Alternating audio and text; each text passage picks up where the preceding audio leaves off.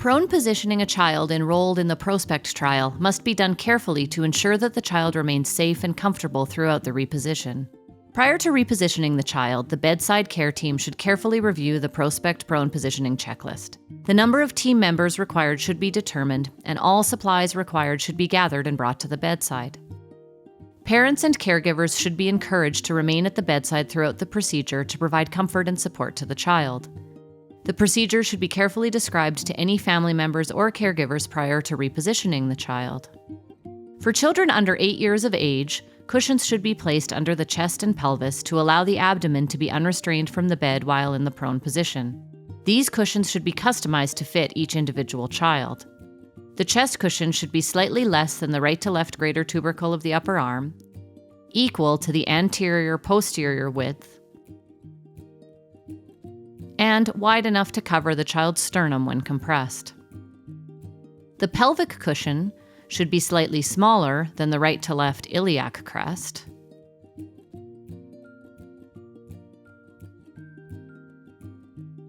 and slightly smaller than the child's anterior to posterior width. Prior to repositioning the child, the most recent chest X-ray should be reviewed for placement of the endotracheal tube, the tip of which should be positioned in the lower third of the thoracic trachea. The bedside team should ensure the security of the endotracheal tube, all vascular lines, and all other invasive lines, such as nasogastric tubes, Foley catheters, or chest tubes. Dressings should be reinforced as necessary. If the child is being fed, consideration should be given to the timing of last feed and/or holding feeds until the child is settled in the prone position. Consideration should be given to the need for additional analgesia, sedation, and/or neuromuscular blockade to ensure the child's comfort and safety throughout the turn. If the child is receiving neuromuscular blockade, apply lubricant and consider application of a barrier dressing to both eyes. Any unnecessary tubes or lines are disconnected, such as NG suction, temperature probes, etc. ECG leads should be moved to the lateral aspects of the upper arms and hips, and the oxygen saturation probe should be placed on a limb that will be going over top of the child during the turn.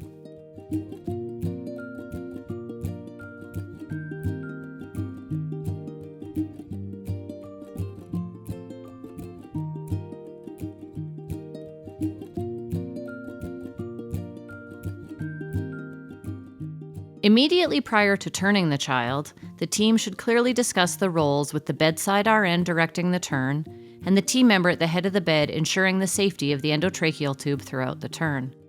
The child should remain connected to the ventilator throughout the turn. All cushions or positioning materials and any clothing or hospital gowns are removed.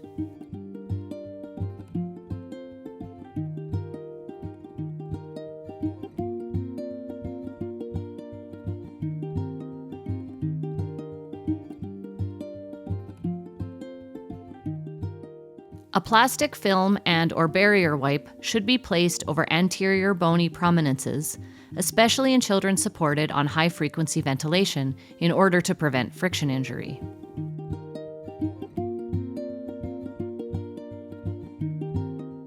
A new draw sheet is placed over the child.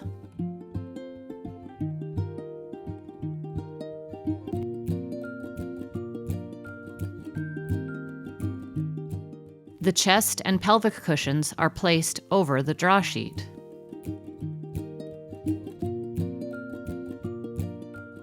A new full sheet is placed over the entire child and cushions.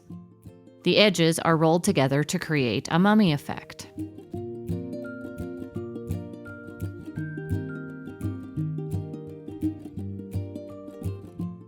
Using all bed linens under the child, the bedside team slides the child to the edge of the bed away from the ventilator.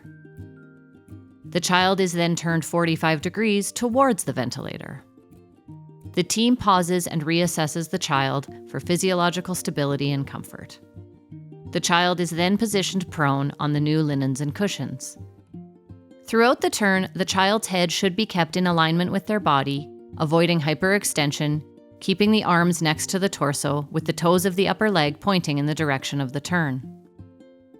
Old linens are then removed.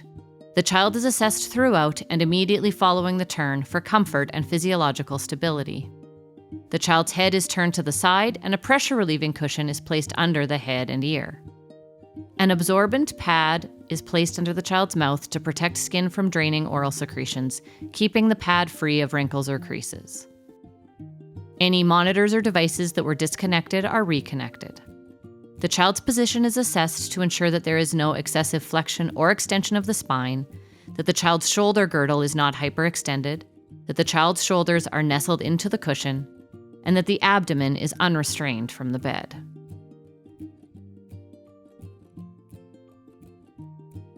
The child is assessed to ensure that nothing is pressing against their skin and that their skin is not pinched in any way. The knees and feet are positioned off the bed with a roll placed under the distal femur and lower leg such that the toes are floating off of the bed. Positioning devices should only have one layer of linen between the device or cushion and the child.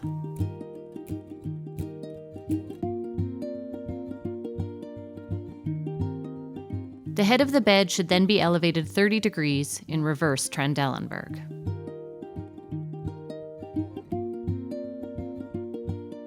While in the prone position, children should be repositioned every 2 hours. This turn requires at least 3 personnel to perform safely. Consideration should be given to the need for additional analgesia, sedation, and/or neuromuscular blockade to ensure the child's comfort and safety throughout the turn. When tilted into a lateral prone position, the child's dependent arm is repositioned against their torso, and the non-dependent arm is flexed at the elbows and positioned up towards the child's head. To reposition the child while prone, one team member maintains the security of the ET tube while ensuring it does not kink. The ventilator tubing should remain lower than the child at all times. The child's chest is lifted off of the bed, while another team member turns the child's head to the alternate side. The child's head is returned to the bed with a pressure-relieving cushion under the head and ear. An absorbent pad is placed under the child's mouth to protect skin from draining oral secretions, keeping the pad free of wrinkles or creases. The child's position is assessed to ensure that there is no excessive flexion or extension of the spine, that the child's shoulder girdle is not hyperextended, that the child's shoulders are nestled into the cushion, and that the abdomen is unrestrained from the bed.